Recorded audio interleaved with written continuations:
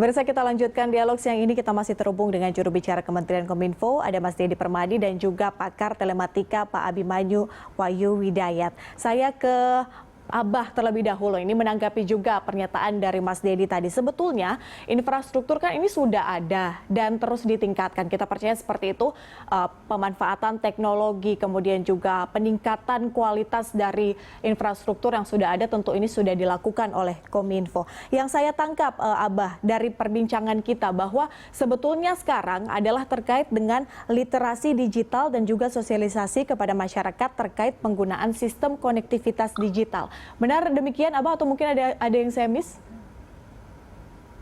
Saya rasa benar, ya. Tetapi kita lihat kalau kita ngomong literasi kan ada levelnya nih, segmennya kan apa? Lapisnya sih luas sekali, ya, dari mulai mentor, dari kemudian regulator, dari kemudian sampai level pengguna, gitu loh, ya. Saya misal kasih contoh sekarang saat ini sudah diberikan nama Kominfo, apakah masyarakat harus menyambut baik? Kenapa? Kasihan pemerintah Indonesia. Dari dulu Kominfo disindirnya, kita nggak terkoneksi.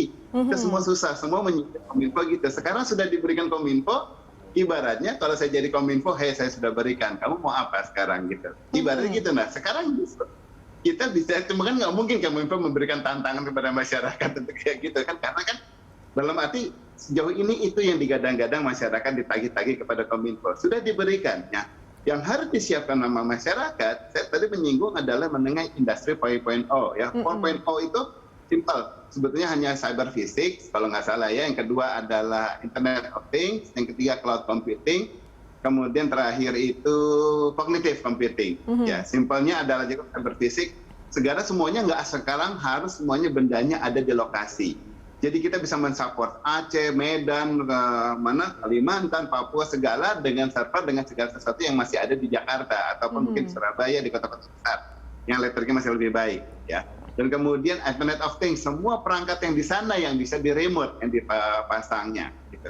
Dan kemudian yang cloud computing agar tidak semuanya tersentralisasi ke Jakarta, sehingga kita bisa luaskan ada di Medan, Sulawesi dan lain sebagainya. Nah, cognitive computing, bagaimana cara perangkat ini berinteraksi dengan manusia. Sekarang justru kebiasaan ini yang harus mulai diedukasikan kepada masyarakat. Jadi jangan semuanya benar ada semuanya di masyarakat. Pendidikan, edukasi yang diberikan oleh Departemen Pendidikan sekarang hanya menyediakan layanan pendidikan, semuanya hanya guru-guru daerah mengajarkan di daerah. Guru-guru di daerah itu mengajarkan, padahal harusnya guru di Cirebon bisa ngajar di Aceh, guru di Kalimantan bisa ngajar di Bali. Semuanya itu bisa saling bersilangan, gitu loh. Dengan demikian berarti pemberdayaan kita bisa lebih maksimal. Kosnya nggak lagi hanya kos Jakarta terlalu mahal untuk mensupport daerah. Dengan materi yang sama, orang daerah bisa mengembangkan sesama daerah. Jadi Kalimantan bisa mensupport Ambon, Ambon bisa mensupport Palembang dan lain sebagainya. Gitu. Ini yang lebih justru harus disiapkan sama masyarakat. Tetapi sekarang layer tahapan yang sudah diberikan sama Kominfo sudah sampai level ini, kita edukasi masyarakat jangan lagi hanya terlalu menagih menunggu, gitu loh. Ya, level sini sudah ada, sekarang harusnya enabling dari sisi masyarakat, bagaimana kita membuat ini menjadi maksimal. Saat ini semuanya sudah maksimal, orang akhirnya berlomba-lomba untuk memanfaatkan, akan lupa sama sekali untuk urusan bergunjing di sosial media.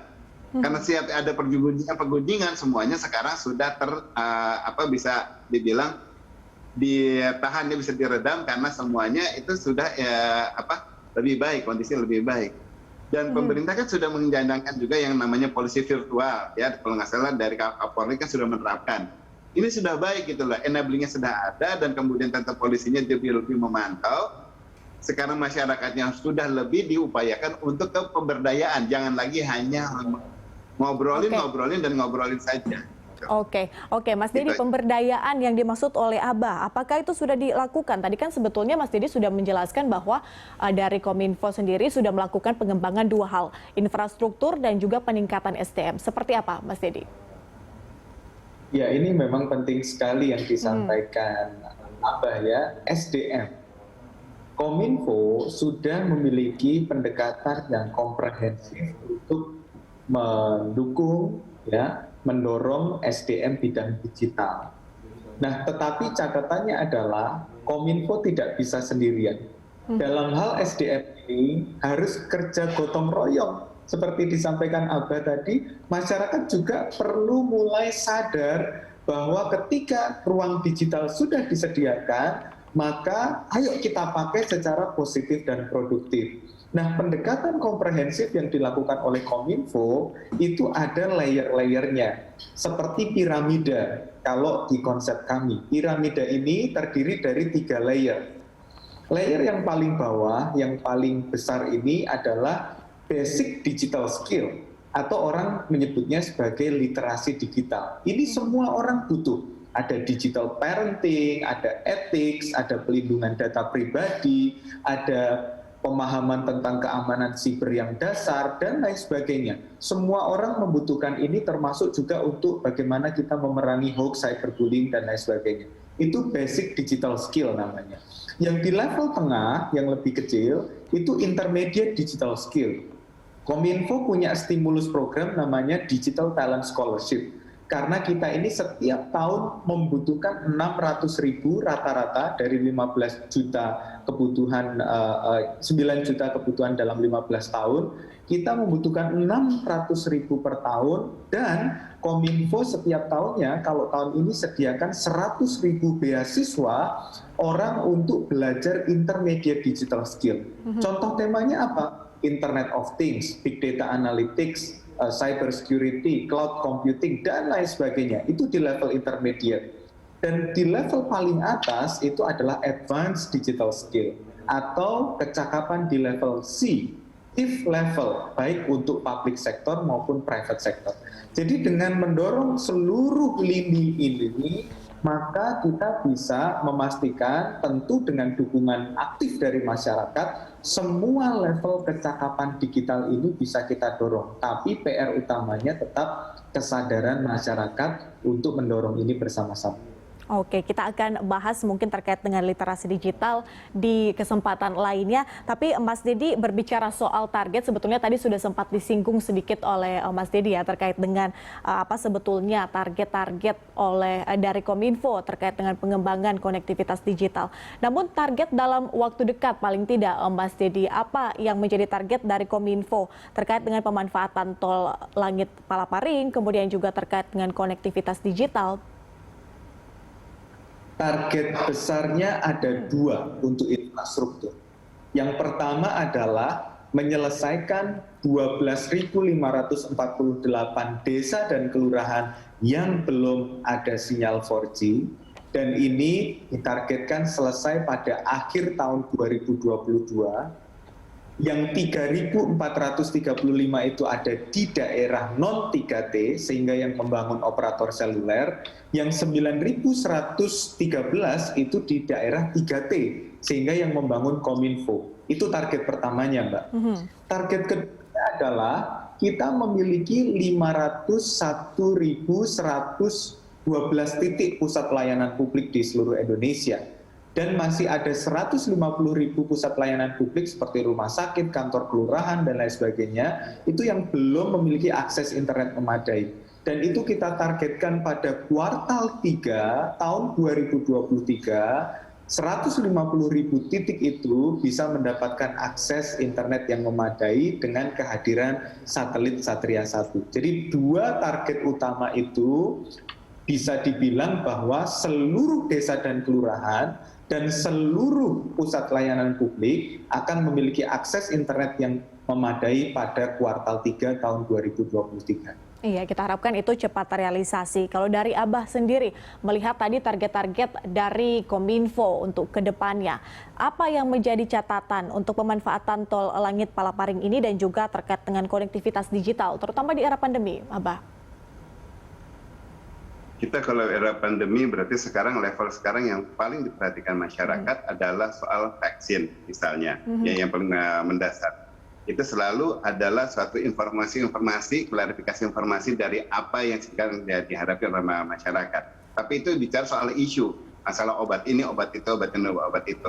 Kalau kita ngomong ke pandemi, di sisi lewatnya dari pandemi, level yang lebih tingginya terkait dengan layanan ini adalah bagaimana saatnya pada saat orang setelah divaksin sekalipun kita masih ada keterbatasan akses kemana-mana. Sekarang individu masing-masing justru yang harus lebih banyak tetap di rumah, bagaimana dia memanfaatkan layanan sudah diberikan sama pemerintah. Kemudian bagaimana kita mengoptimalkan. Di sini di layernya, di situ yang saya bilang memang masih belum nyambung. Dari awal saya utarakan, ini bukan PR-nya Kominfo, jangan kita bebankan semuanya ke Kominfo. Ya. Ini adalah dari level masyarakatnya, baik para influencer di level masyarakat, di level para selebritis apa segala. Ayo mengajak masyarakat. Kenapa saya bilang influencer lebih penting? Karena ya tadi, 196 pengguna internet di Indonesia dari 270-an kalau nggak salah populasinya, pengguna sosial medianya 160 juta. Ini yang paling banyak mengakses koneksi yang ada sekarang. Nah, kalau ini sekarang semuanya sudah disampaikan mengenai langkah-langkah apa yang sudah ada, sudah tersedia, kita lebih tertarik untuk membahas bagaimana kita mengoptimalkan. Karena pengoptimalan di sini kita bicara sekarang jadi individu-individu saling bersaing untuk memaksimalkan konten ini. Saya berikan satu catatan yang mungkin sebelum nanti belum cukup saya utarakan sekarang. Dari sekian banyak juru bicara Kominfo, saya sudah ikut itu sudah 10 tahun, Mbak. Ya, saya di sini berkoneksi Kominfo di talk show. Dari sejak hilangnya Pak Gatot Dewa Broto sampai sekarang levelnya di sini, baru hari ini saya temukan seorang yang bernama Deddy Permadi sebagai juru bicara Kominfo yang saya utarakan jauh lebih baik daripada yang lainnya. Congratulations. Dapat pujian tuh Mas Deddy. Ini suatu langkah baik bagi Kominfo ya. Sekarang kalau kita udah naikkan dia di sini, jangan buru-buru minta naik gaji ya Mas Deddy ya. Tapi sekarang kita lihatnya begini, Mbak. Ini yang dibutuhkan masyarakat. Ya, isunya jadi lebih clear. Apa sih sekarang sudah dicapai sama pemerintah, kemudian langkahnya seperti apa yang mesti langkah ke depan mesti dilakukan. Sudah clear, sangat clear disampaikan. Ini yang dibutuhkan sama masyarakat.